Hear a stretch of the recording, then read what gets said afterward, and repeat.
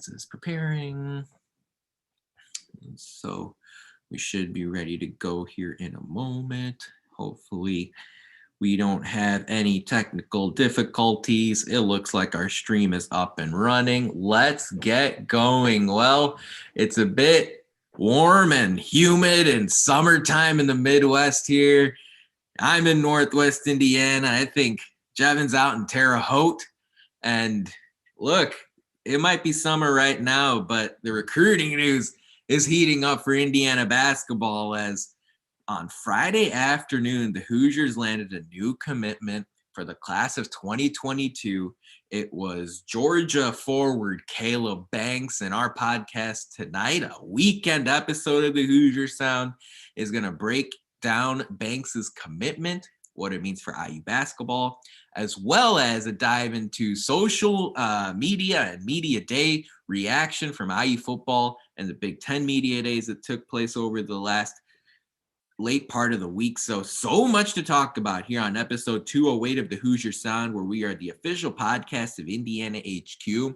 Our mission and goal is simple. We want to bring in-depth analysis and coverage for IU sports to as many fans as possible, a growing number, may I add, across a multitude of modern platforms. Recording this edition of the Hoosier Sound on Saturday night, July 24th, 2021, where I'm your host, Nithin Krishnan. Here with me tonight is Indiana HQ contributor and now all of a sudden football beat writer, Jevan McCoskey. Jevan, we're going to talk about Big Ten Media Days. You were there at Lucas Oil Stadium. We're going to push that to the second half of our show tonight to get your reaction to all sorts of comments and quotes from Tom Allen and the players. But first, let's talk about Kaleb Banks, a four-star power forward from the Atlanta area, decided to commit to Indiana basketball. Jevan, start us off. Tell us all we need to know, all Hoosier Nation needs to know about Kaleb Banks. Yeah, so isn't it crazy how there was a whole entire Big Ten media day, but there's something that we have to get to first with Indiana basketball. So Kaleb Banks, 6'8", power forward, he has the ability with his 7'2" wingspan. 7'2" wingspan. And in case you didn't know, he has it in his Twitter bio, just in case, so you can figure it out.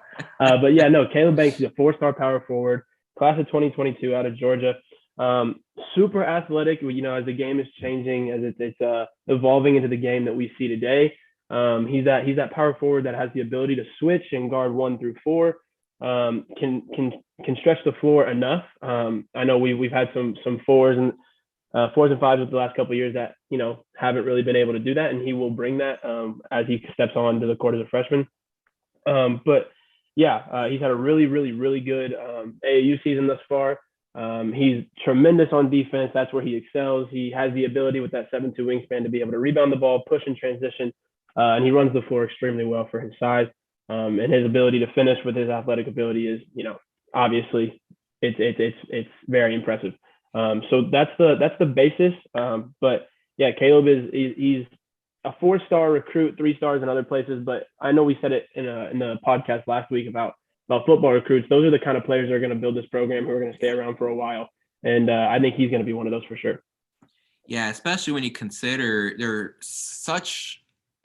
such a small amount of 5-star recruits as there is. It's hard to get them. And not every team's going to have 3 or 4 of those in college basketball. So a player like Kaleb Banks is such an intriguing prospect to add to the collection of Hoosiers that will join the team starting about a year from now in fall 2022.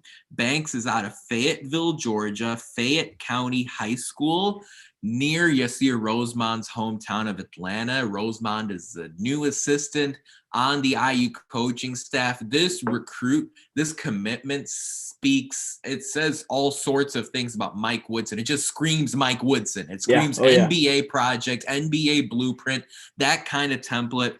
ESPN insider Jeff Borzello had a really nice scouting report on Banks. He said Banks is a tremendous athlete, can hit long jumpers and threes. He's outstanding in transition. So that athletic type of wing player is exactly the kind of prospect we're looking at. And so, especially after Jerome Hunter's departure to Xavier this past offseason, who knows exactly what kind of player Trey Galloway will be. Tamar Bates could with a good season be one and done. But of course, in the current day and age of basketball, it doesn't hurt to have a couple of wings to throw out there on the perimeter and switch everything and keep that versatility going. So that's exactly the kind of player Indiana's getting in Banks. He's ranked 124 by 24/7 Sports in their rankings, the second best recruit in the state of Georgia, the 20th best power forward in college basketball. And that's today, on July 24th. He's got a full high school season to come. He's got AAU play. We'll see how those rankings change here as 24/7 Sports updates them as we go. His AAU team is Atlanta Celtics, so it's going to be really interesting. Now you look at the 2022 class. Right now it's two guys, Kaleb Banks, CJ Gunn. There's the Georgia kid, an Indiana kid. It's the 14th ranked recruiting class in the country right now, according to 24/7 Sports. Fourth best in the Big Ten. Real quick, Banks had a lot of offers out there, a lot of high major offers. He visited Alabama and Georgia Tech. He mentioned Miami and Georgia were pursuing him heavily. Plenty of other offers too. You think about Alabama, a team Nate Oates leads them, one of the hottest basketball schools in the country right now. They extended an offer out to Kaleb Banks. Cincinnati did so as well. Clemson, Mississippi State, Xavier, team we just talked about. They got Jerome Hunter, up and coming program. They're always a top 25 team, it feels like, but they're going to bounce back here this year. And they went out and offered Kaleb Banks as well. So Jevan, overall, help IU fans with this. Of recent IU basketball players, is there anyone that sort of flips a switch in your mind as a comparison, as a reference point? Again, every player is different, but is there any kind of comparison you can think that you say, okay, Kaleb Banks is kind of like this Hoosier? Yeah, and just really quick to touch on what you said, with all those teams that were offering him, and the visits that he took, and he did at the end choose Indiana, and as you said, it's probably because of Coach Woodson and Yasir Rosemont in the group that has been brought in. And he even, when talking to Rivals.com, he said, I like Coach Woodson and his background. I like Indiana as a whole. I like the fans, the tradition. It's just a good basketball school. I feel like it fits me well. And at the rate the game is going, with the versatility I bring to the table, it seems that this is what this guy's looking for, which just goes to, just double down on what you said about how Coach Woodson with his NBA experience is answering the question that we all had about his ability to recruit. But no. Yeah. Can Mike Woodson recruit, Jevan? I don't know. I thought there was some skepticism, hey, he's not going to relate to the kids. Well, guess what? I mean, he hasn't missed yet. Let's just say that. And I'm not that I'm waiting, but I mean, I don't know. And even if he does, right? There's enough track record here in the last 3-4 months that says that specific concern is not a concern. Whether Indiana wins games, that's a whole different conversation. But the recruiting part of it, not even something to think about. Yeah, no, that needs to be laid to bed almost immediately. But no, so a comparison, like you said, basketball is a sport where every player is different. There aren't very many people that you can compare and say, this is a carbon copy player of the person that we saw, 5-10 years ago, whatever.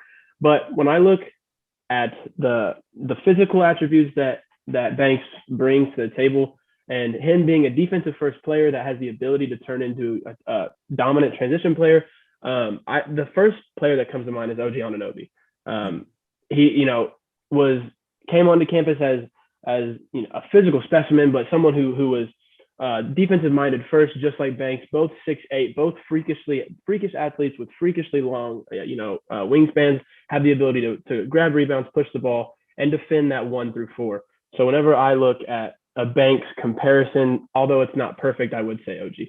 Yeah, I like that. It's something where, of course, Anunoby was such a developmental project where it's one of those things where, like we just said, not all players are the same. One thing I did want to mention, you talked about Tamar Bates and Jerome Hunter as far as IU wings. Don't forget Miller Kopp. He's going to play that wing role. And if he decides to graduate after this upcoming season or whatever his future holds, that does open up a spot. So you can see why a wing player was a priority for this staff.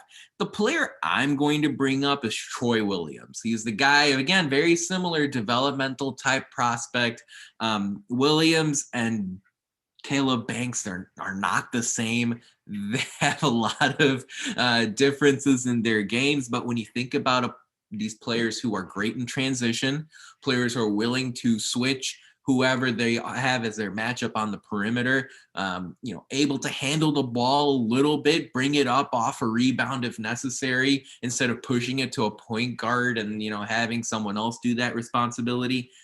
I can see some similarities here. I'm really excited to see what Banks does once he steps foot on campus about a year from now. It should be fascinating to see. Hey, Jevan, Yasir Rosemond, he deserves special consideration and mentioning here. There are a lot of indications. I can't say this even as a writer for IndianaHQ.com. I don't necessarily have sources that say Yasir Rosemond played a major part, but all indications are that Rosemond and Banks have a pretty close relationship. In his tweet, of course, if you want, you can follow Kaleb Banks at Kaleb with 2 B's and a K _3 over on Twitter. His commitment tweet has over 3,000 likes at this point. But in his tweet that he sent out confirming an offer from Indiana, it was actually Rosemond who was tagged officially in that tweet. So here's someone who is kind of a late fill-in in the third assistant spot.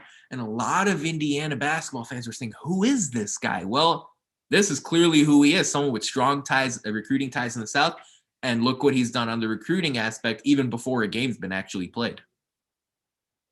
Yeah, exactly. I mean, that question of who is this coach? And like you said, the answer is someone who is going to be able to help us recruit not only across the country, but, specifically down into the South. And that's exactly what we've seen here. And that's exactly what I hope to see throughout his entire tenure as an Indiana basketball assistant. That question keeps being brought up. Can Mike Woodson recruit? And I think, yes, he can, but it also stems down to the entire coaching staff. And Yasir is definitely plays a huge role in that, in the answer of that question of if this Indiana team can recruit. Right. No, I think that's so true. And you think about Kenya Hunter's relationship with Parker Stewart, for example, and how that helped Stewart stay in Bloomington after all the change in the offseason. Of course, we haven't seen Parker Stewart play, but, when you have assistant coaches that have a solid relationship with the players, that only feels like a good thing as we steer ahead here towards the upcoming season. Yeah. And then, so I think it just goes to show that, like, when these kids are being recruited and these athletes and these students are being recruited by all of these teams, the name for the team that is pursuing them is huge, but I think it all comes down to relationships. And when you have these assistant coaches and head coaches that can build these relationships, the relationship will be chosen before the big name school. And this is, I think, one of those cases. I mean, you mentioned all of the teams that Banks was being recruited by, and he has that tie with Yasir, and loves the style that Mike Woodson will hopefully coach with, as we've seen him coach with in the NBA. So I just think relationships everyone knows relationships are key, but I just think that it's very evident here. Yeah, no, there's no question about it. And I think it's even stronger now in the light of the pandemic. It's like, wait, am I going to a school where I enjoy the people I'm around? Does I have more in-person experiences, people that care about my best interests? It seems like Kaleb Banks and Yasir Rosemond have that type of connection. We have so much more on the Banks commitment and the story about it over on IndianaHQ.com. 110% committed. That's what Banks tweeted out on Friday afternoon when he announced his intentions to play for Indiana. So head over to IndianaHQ.com to read that Kaleb Banks story. You can learn so much more about Banks's background, and there are highlights in there as well, so you can kind of see what sort of player Banks is. So, Jevan, I mentioned a minute ago, Indiana's got a top 15 recruiting class right now. 14th in the country, 4th in the Big Ten. As we take a step back, whether it's for Tom Crean or for Archie Miller or for Mike Woodson, whatever, what do you generally consider to be a successful recruiting class for IU basketball? Is there a specific standard you have in mind? Because there were some reactions to our social media posts yesterday that say, hey, 14th of the country is good, but hey, you got to land a top 5 class. You got to land this 5-star recruit. What's your standard when you think about what a successful recruiting class is for Indiana basketball in 2021? Well, I think the standard for a typical, and I just want to be clear, this question is an Indiana-based question, correct? Like, we are just looking at Indiana. So I think the expectation for Indiana fans when a new season rolls around is, all right, top 25 team, let's make the tournament. I think that is going to stay true with the recruiting class. I think if we have a top 25 recruiting class in the country, that should be able to build onto the recruiting classes we've had from years prior. I think top 25 is something that Indiana fans across the country can, and especially in Indiana, should be happy with, and I think they would be happy with. Yeah, I think that's fair. And, top 25 is always an easy number. It's such a number synonymous with college sports as it is. Mm-hmm. I don't know, Jevan. To me, it's just when I look at recruiting, it changes so much year over year, right? Like, do you want to lock down the state? I know some people are going to say that's a priority. Sometimes you got to get the best guys who play in the state of Indiana. Well, Archie Miller did that, and Mike Woods, Tom Creendale, Cody Zeller, and Mike Woodson is trying to do that here in 22 with CJ Gunn, for example.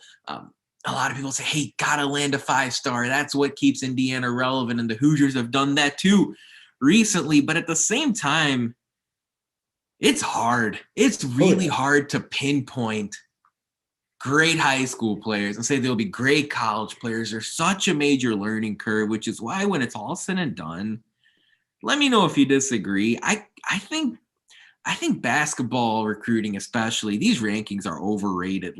To me, it's focus on development, focus on getting these guys better. Last year I saw Baylor. Baylor was a team that made the national championship game, won the title. They struggle to get top 30 rankings in recruiting every year. And so when I see teams have a ton of success, and I know Gonzaga kind of did it the other way, where they went out like Jalen Suggs, for example, and big-time superstar recruits there. But I just say, look, as far as a recruiting class goes, as long as you're in the top 40, you're doing things right. And now you also got to think the transfer portal isn't always baked into these recruiting rankings. So as far as I'm concerned, I look at it as recruiting rankings are overrated to a certain extent. Get the top 40 and then really emphasize the development aspect of it. Yeah. And I mean, as much as, I just said top 25, I can't disagree with you, because at the end of the day, it doesn't matter who you bring in. If they can perform and they can play well in between those 4 lines on the basketball court, it doesn't matter what they were ranked, right? It doesn't matter. I mean, as long as, if you're going to go out there and you're going to play hard and you win basketball games, your ranking doesn't matter. I mean, we see all the time. I mean, just recently, you look at Ja Morant when he was in high school, no stars. Like you just see things like that, right? And so while yes, it does matter to a certain extent, I do agree with you. At the end of the day, if you're going to get players who, one, want to be on your campus and want to give you everything they have, both in the classroom and on the court, and players who want to learn and get better, that's what it really comes down to at the end of the day. Yeah, and to me, in football, it's a different conversation. I could see why Notre Dame fans or Ohio State fans say, hey, we need a top 10 recruiting class or a top 5 recruiting class. I don't know how delirious they are. But, when it comes to basketball, I think there are so many different levers that coaches and programs can pull. It's your vision as a program. It's your development. It's how intense do you go into the transfer portal to pick guys out? What sort of players are you getting? Are you getting guys who are one and dones? Because if you have great recruiting classes, you also likely have guys who are coming to your program for 1 or 2 years and then leaving. And that creates a whole different set of questions. I'm not even saying that's bad, but that's just the kind of blueprint you're following. So to me, rankings are overrated. I mean, let me ask you this, Jevan, if I tell you that we fast forward we fast forward a year from now. Okay. And Indiana's class of 22 recruiting ranking is 40th in the country. Are you good with that? Yeah, I mean, it'd be impossible for me to say I want better, because as of now, knowing who's in the class and like I said, as long as they're here for the right reason. What if I told you 50? Let's not go past 40. 60. I mean, I think that's, it's an interesting question. It's an interesting debate, right? Like I think maybe there's a certain standard where you say, whoa, if it's this low, like something wrong, that's a whole different thing. The reason I bring this up is because we went over onto our Twitter poll at Indiana HQ and at the Hoosier Sound and threw the question out to all of you. I misspelled weekly because I'm incompetent, but in our podcast poll, I asked, what do you consider to be a successful recruiting class for IU basketball? And the options were top 10 in the country, top 25 in the country, better than Big Ten rivals, which I think is a unique way of looking at, hey, are we beating Purdue? Are we beating Ohio State? Are we beating Michigan? Are we beating Michigan? Or rankings are overrated.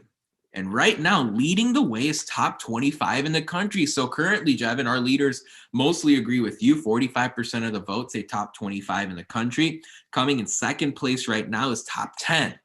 So 28% of voters say top 10 in the country is the standard. In third place right now is my vote. Rankings are overrated. That's but I think if people listen to what we just said, I think more people would agree with you. And like the thing I meant was the Ja Morant not being a star. Like, I mean, someone commented in Oladipo, and he's a perfect example of someone who wasn't highly rated and came in and look at what he was able to do. Yeah, Hooperazzi, our good friend Cabby from Green, commented, Victor Oladipo is a good example. Troy Williams, OG Anunoby, a couple of players that we've mentioned already in this podcast episode. Will Sheehy was a big-time one. But then again, to be perfectly honest, that could just be a product of how good Tom Crean was in taking those diamond in the rough type players and turning them into NBA potential. Because remember, there were also a lot of other guys similarly that didn't make it like that. Max Hotzel, someone I think on the top of my head, Stanford Robinson, someone like that, Emmett Holt, Devin Davis, guys that had to take all sorts of crazy paths. So it's an interesting strategy. Are you going after sort of diamond in the rough players where you swing and miss a lot more? It's something to definitely think about. By the way, in fourth place in our poll is just better than Big Ten rivals. That's got 12% of the vote. I'm curious to see how this plays out. This poll will be up for a week, up through the end of the month here, until next Saturday. We've already, I'm curious to see how many people vote and how your answers all break down. So that wraps up the Kaleb Banks portion. It's going to be really interesting to see how Banks fits into the IU football picture. It should be really interesting. I'm curious to see how all this plays out. I say football, I meant basketball. How Kaleb Banks fits in the IU basketball picture. And I maybe have football in my mind because we're going to talk about Big Ten Media Days in just a second. But first, it's time for Who Won the Week in IU sports this past weekend. We're going to tip our caps and salute and say good luck to the 15 IU Olympians who are off in Tokyo right now to participate in Tokyo 2020. We got Hoosiers representing 6 different countries: USA, Canada, Israel, Brazil, New Zealand, and Egypt. A vast majority of them are in swimming and diving. Huge presence in that field. We all know who Lily King is, and she's going to go for the gold again coming up here in Tokyo 2020. It should be awesome to see how it all plays out.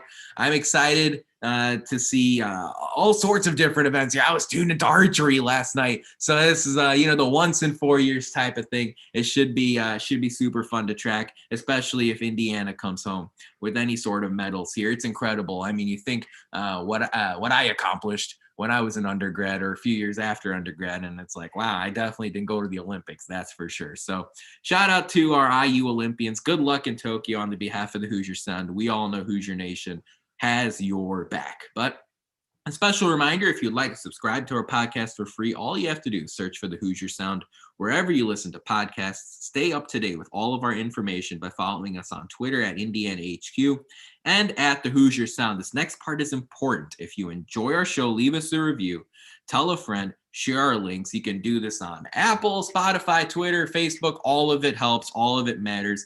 That's what really helps us grow this podcast and reach more passionate IU fans such as yourself. So let's switch gears here and head into IU Football Media Day, which took place yesterday as part of the overall Big Ten Media Days over the last couple days here, the last 2-3 days. I think it started on Thursday, continued into Friday at Lucas Oil Stadium in Indianapolis. Jevan, you were there. Run us through your initial thoughts about the whole experience, and then what was Tom Allen like? I bet it was the first time you saw him in person. Is that right? Yeah. It was a very well. I saw him for a short second. I went and covered the Michigan game this past season. Got it. And he made sure to run over to the fans and do his little thing that he does. But nice. Yeah, no, first time being able to ask him questions and talk to him in person.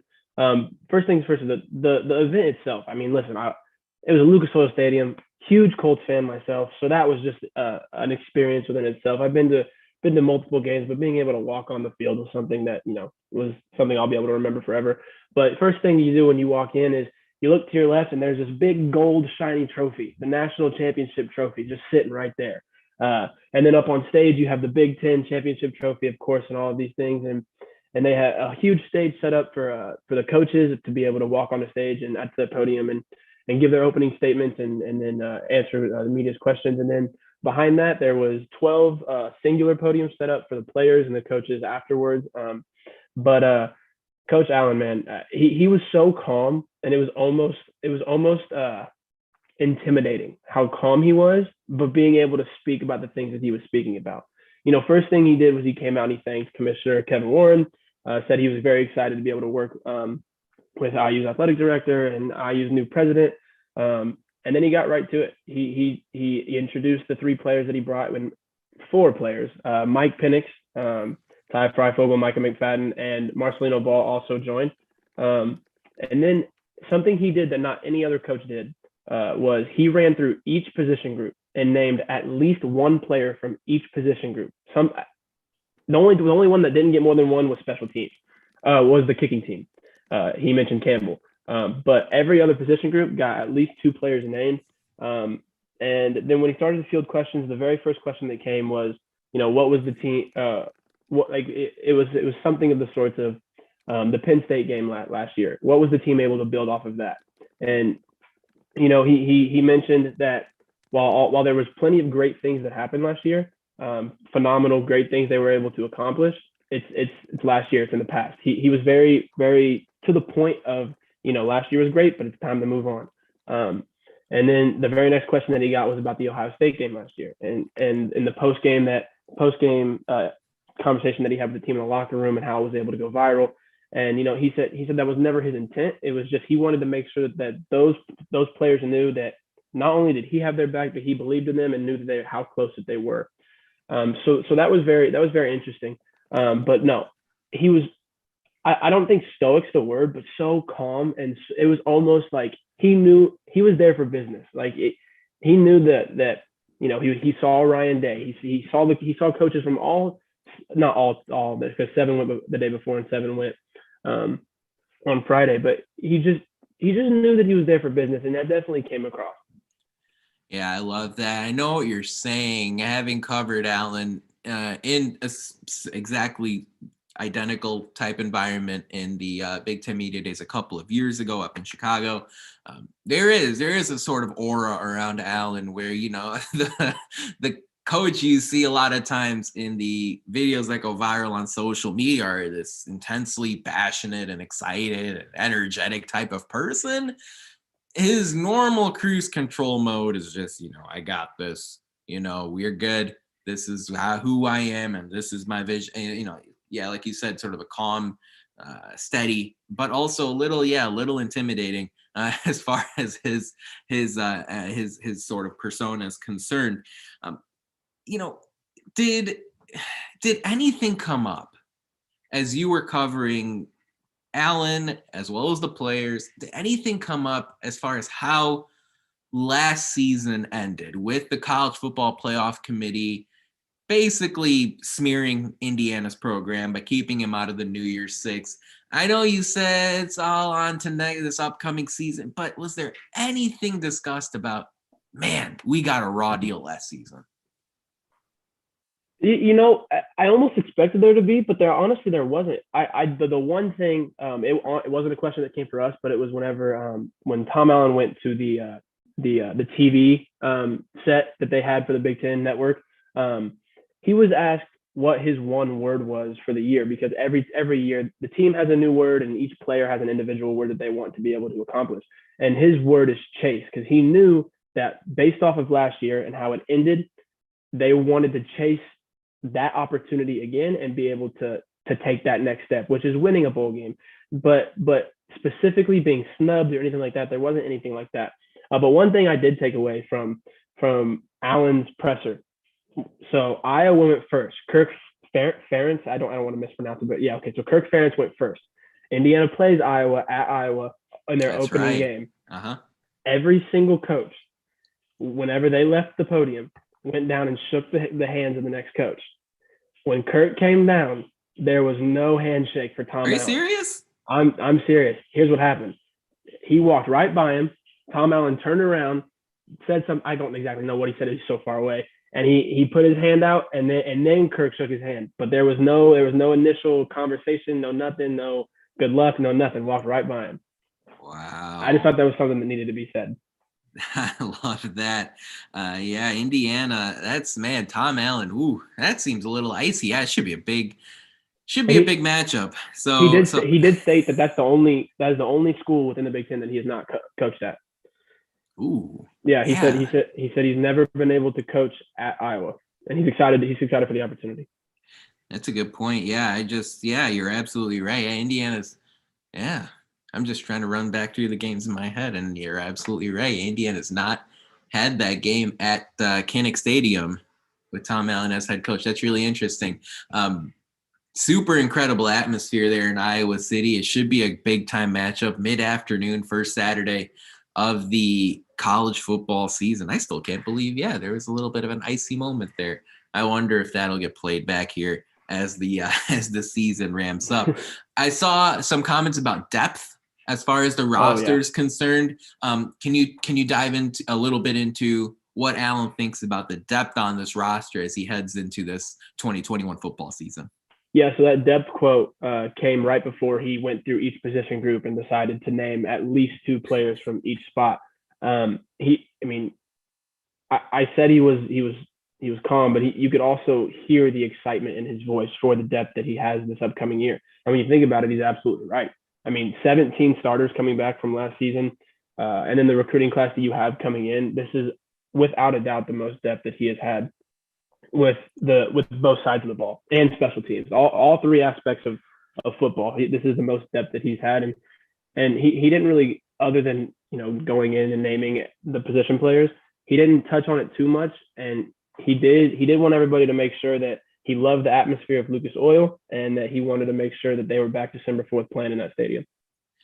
Wonderful. I love it. Yeah, as far as what the general expectations are across the sort of Big Ten footprint, in a preseason poll conducted by about 30 different writers, 34 different writers to be exact, they picked Wisconsin to win the Big Ten West. They picked Ohio State to win the Big Ten East.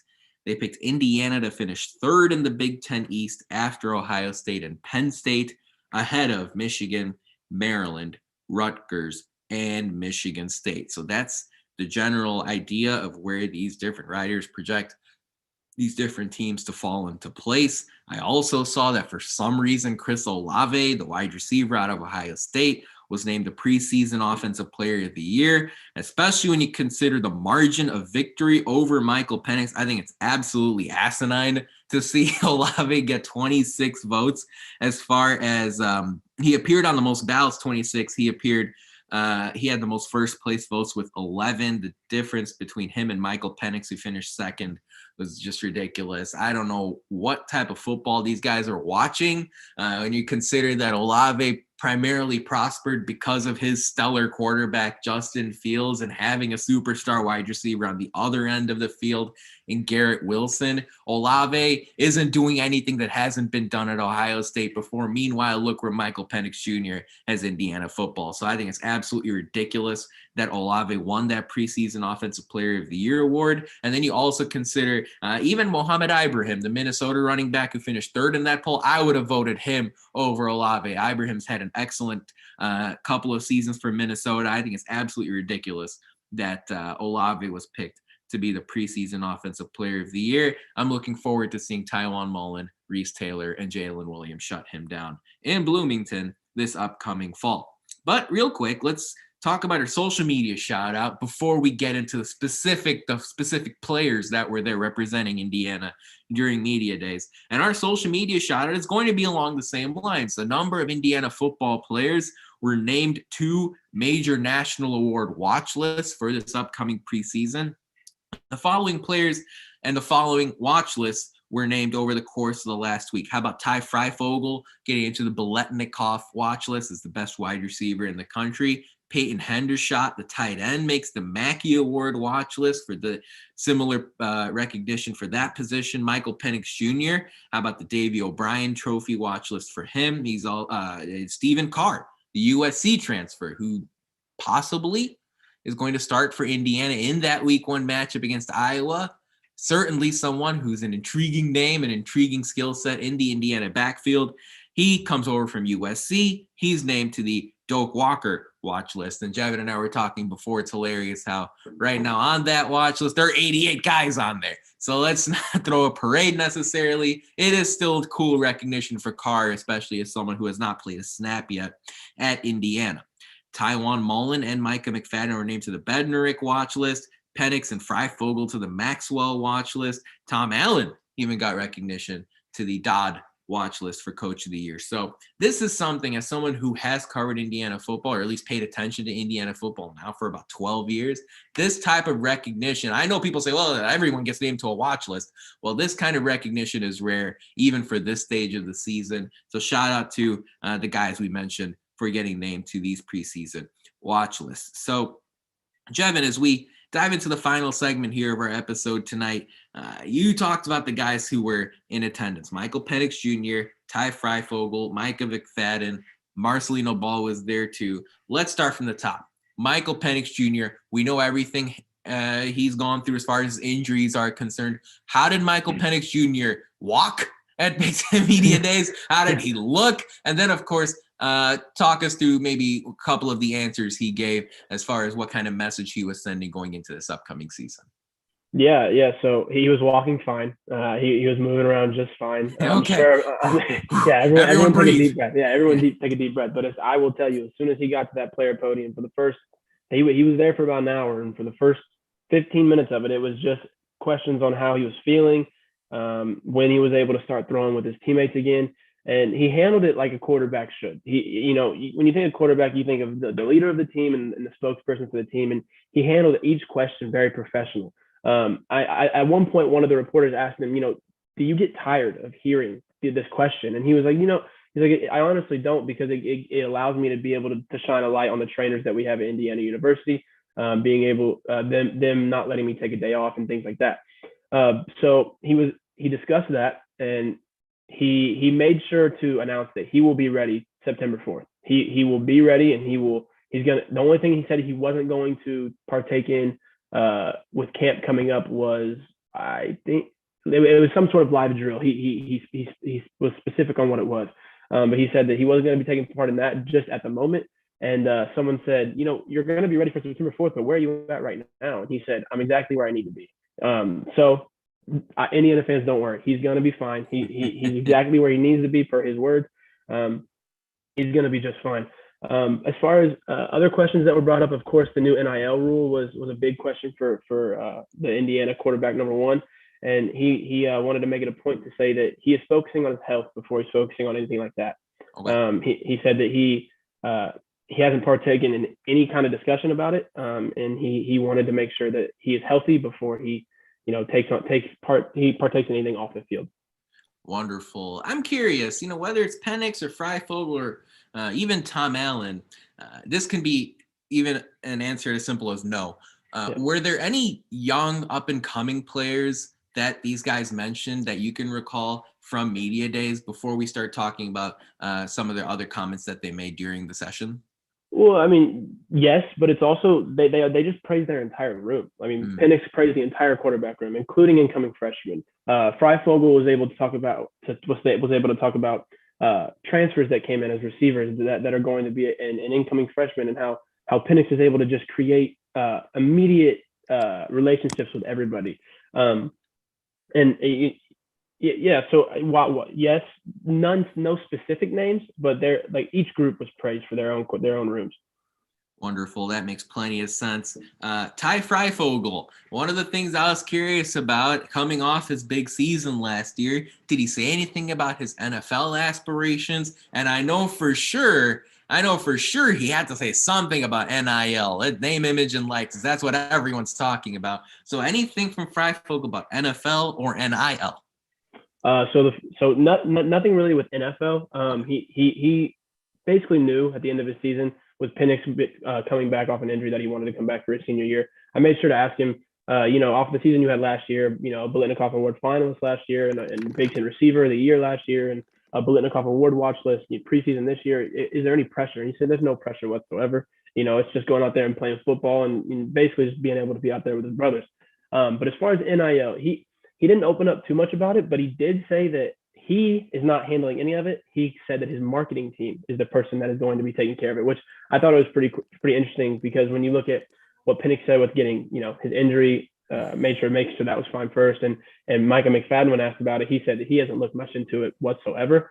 He said, his DMs are flooded with, he tries to go through and see what's real, what's not, but he hasn't, really gotten to interact with anything really. At this point, it was interesting that Freifogel, just came out and said, I don't deal with it. My marketing team does, and we have something in the works, but nothing will be announced until everyone knows about it.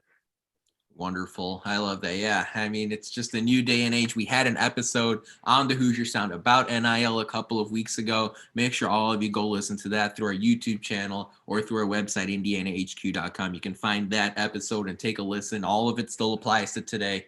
You can definitely talk about it at the water cooler or the next family dinner. You can be the most prepared, most well-read person as far as the NIL stuff goes. Before we head into the defensive players that were there, Jevan, with McFadden and Mullen, McFadden, just McFadden. Yeah. What else stood out as far as the offensive guys are concerned? Any final thoughts about Penix and Freifogel? Well, I know everyone who follows Indiana on social media and Twitter and Indiana on Big Ten, they saw the chain, that they saw Ty Freifogel's chain, the outfits and all that kind of stuff. I don't know if you might not have seen, Penix was wearing a gold chain with a goat pendant on it. And, that was like it was after the injury questions, it was like the first question he was asked. Someone said, is that a goat that you're wearing around your neck? And then he said, yes, of course. And they were like, well, who influenced you to get that? And he pointed over to Ty's podium. And then so, of course, everyone, when they flooded over to Ty, they said, now, why did you tell Penix to get that pendant? And they said, well, because I know he's going to be the GOAT this upcoming year. So why not get it now? So the confidence is not lacking within this offense. That they believe in themselves. They know what they were able to accomplish last year, and they know what they believe and know what they're going to be able to accomplish this year. And I thought that was just very interesting. Something so simple, but it was something that definitely stood out. Yeah, it's a fine line, isn't it? The thing between confidence and overconfidence, I guess. And we'll see how that plays out here. Of course, it's all going to be put on the line in that week 1 game. I think I saw that Indiana is something like a 5 or 6 point underdog at Iowa in week 1. So a lot of questions should be answered right off the bat. Jevan, let's talk about the defensive players. Micah McFadden was there. He's somebody who has mastered the linebacker position. At least it seems like to me, as someone who's watched a lot of football. What was his sort of demeanor like? What were his comments as he heads into this really important season where there are a lot of expectations on Indiana, more so, at least from an outsider's perspective, than any of his previous seasons? Yeah, and you mentioned it. I mean, 3rd-team All-American last year. He is the anchor to that defense, especially coming into this next season. So on a story that I wrote over on indianahq.com, the headline was, "We want to win the Big Ten," or something. Our goal is to win the Big Ten championship. And that quote came directly from McFadden. Someone asked him, with this defense has been able to take leaps and bounds within the last 2 seasons. Where do you want to be at the end of next season? And his direct quote was, "Our goal is to win the Big Ten championship." And I thought that it was something where you spoke about being, confident, overconfident. It was something where he spoke on it so confidently, but it wasn't to the point where, it sounded like he was cocky. He knows exactly where this team is, and he knows exactly where this team wants to be. Again, he touched on the NIL stuff and said he wasn't too involved in it at this point. And you could tell that his one word for the year is excel, and he's definitely focused on that one word. And he's trying to get the entire defense to be able to focus on that one word of excel, because we saw with this team last year, their ability to create turnovers was what, won us a lot of games last year. Mm-hmm. And hopefully that's something that's going to carry into the season. No, for sure. It's great because the last Big Ten football championship for Indiana came in 1967. So, it's a big aspiration, but there's no reason that these players can't have that goal in mind. Marcelino Ball was there, and Jevan, this is a player who was kind of going along the story and the timeline and the path that Micah McFadden was going through until his injury last year. Now he's almost an afterthought. I mean, what was it like seeing Ball there? He's somebody who had NFL aspirations. He might still have them. I don't know. There's no reason he can't besides the injury stuff. Indiana is adding a very important, almost under the radar linebacker piece here going into the fall. Yeah, if you just started watching Indiana football last year and you didn't know his name, you will at the end of this season. And as I mentioned, each team brought 3 players. Indiana brought 4. Marcelino Ball just didn't answer any questions. In fact, he didn't answer questions, but he did do his rounds of, partaking in the media and asking Ty Freifogel, Mike Penix, and Micah McFadden each, a handful of questions, and including Tom Allen and Tom Allen's individual presser. He came up and asked him a question. But you mentioned, being almost I don't believe this, but almost an afterthought. His question to Micah McFadden was, I'm not. This isn't a direct quote, but he said, paraphrasing, he was talking in third person. He said, Marcelino Ball, it's his 6th season at IU. He's ancient. He said he's ancient. What are you most excited about him coming back? And Micah McFadden simply said that man's a beast on and off the football field. He said in the weight room, he's built like a Greek god. He said he made sure to emphasize on the fact that this defense is excited to have him back, and it's something that Tom Allen even spoke on whenever he asked him his question. He asked him about the emphasis of being healthy and being able to come back healthy, and Tom Allen said that hey, Marcelino, you better get healthy because it's almost go time. It's a big deal. Marcelino Ball, I love the comment that you made. If you didn't watch IU football before 2020, Ball in his career has over 200 tackles, 15 and a half TFLs, 4.5 sacks, 3 picks, a fumble recovery, a forced fumble, and 12 passes defended in his career. You are legitimately talking about a modern day type of linebacker. They call it the Husky position or the Joker position, whatever, but he can do multiple things. He can cover the tight end. He can cover the wide receiver. He can go tackle in the running back in the backfield. If he's anywhere close to what he used to be, that is a very, very sneaky addition to this defense. That's only going to, I guess, add more pieces than really have lost, coming off of an incredible season last year. So, Jevan, as we wind down, whether it's things related to Kaleb Banks, the 4-star power forward commitment, or IU football and Big Ten Media Days, what are your closing thoughts here as we close up shop on this Saturday night?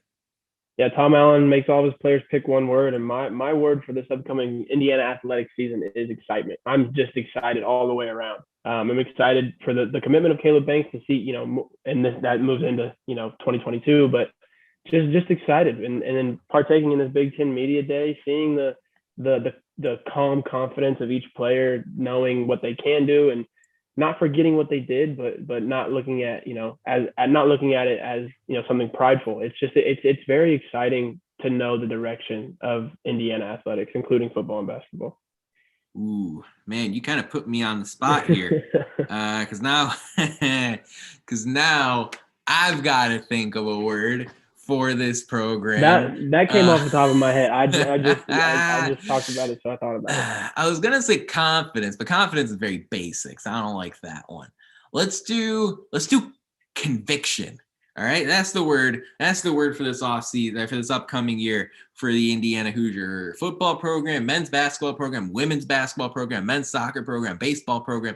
Play with conviction. It seems like having gotten the chance to talk to the athletes and talk to the coaches, both you and I can agree on this, that the practice is there, the preparation is there, the pride is there as far as sort of carrying that Hoosier flag, so to say, as we talk about this Olympic season coming up. But, play with conviction. You put in the hard work. Now go out there and get the results. And I know that's what Hoosier Nation is asking for, from sea to shining sea, or beyond the seas. I'm sure we've got fans listening to us from all the 7 continents, especially shout out to our Hoosier fans listening in Antarctica. So anyways, that about wraps it up for our 208th show of the Hoosier Sound.